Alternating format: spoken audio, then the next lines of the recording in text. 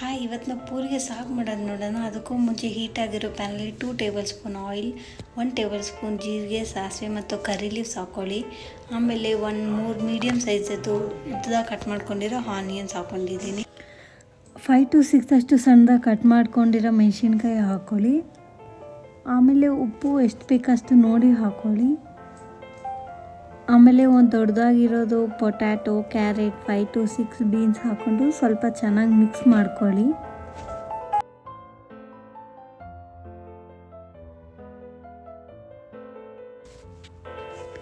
Five minutes ಆದಮೇಲೆ ನೋಡಿ ಅದೆಲ್ಲ ಚೆನ್ನಾಗಿ ಬೆಂದಿರುತ್ತೆ. ಸೊ ಆಮೇಲೆ ಒಂದು ಸ್ವಲ್ಪ ಹೊತ್ತು ಮಿಕ್ಸ್ ಮಾಡ್ಕೊಂಡ್ಮೇಲೆ ಆಮೇಲೆ 2 ಮೀಡಿಯಮ್ ಸೈಜ್ದಾಗಿ ಸಣ್ಣದಾಗಿ ಕಟ್ ಮಾಡ್ಕೊಂಡಿರೋ ಟೊಮ್ಯಾಟೊ, ಆಮೇಲೆ ಸ್ವಲ್ಪ ಅರಿಶಿನ ಪುಡಿ ಹಾಕಿ ಚೆನ್ನಾಗಿ ಮಿಕ್ಸ್ ಮಾಡ್ಕೊಳ್ಳಿ 1-2 ಮಿನಿಟ್ಸ್. ಆಮೇಲೆ ಸಣ್ಣದಾಗಿ ಕಟ್ ಮಾಡ್ಕೊಂಡಿರೋ ಕೊರಿಯಾಂಡರ್ ಲೀವ್ಸ್ ಹಾಕ್ಕೊಳ್ಳಿ.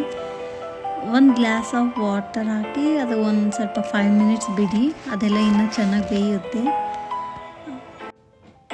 ವಾಟರಲ್ಲಿ 3 ಸ್ಪೂನ್ಸ್ ಆಫ್ ಕಡಲೆಬೇಳೆ ಹಿಟ್ಟು ಹಾಕಿ ಚೆನ್ನಾಗಿ ಮಿಕ್ಸ್ ಮಾಡ್ಕೊಂಡು ಹಾಕಿ ಅದು ಆಮೇಲೆ ಫುಲ್ ಚೆನ್ನಾಗಿ ಕಲಸಿದ್ಮೇಲೆ ಇನ್ನೂ ಸ್ವಲ್ಪ 1 ಗ್ಲಾಸ್ ಆಫ್ ನೀರು ಹಾಕಿ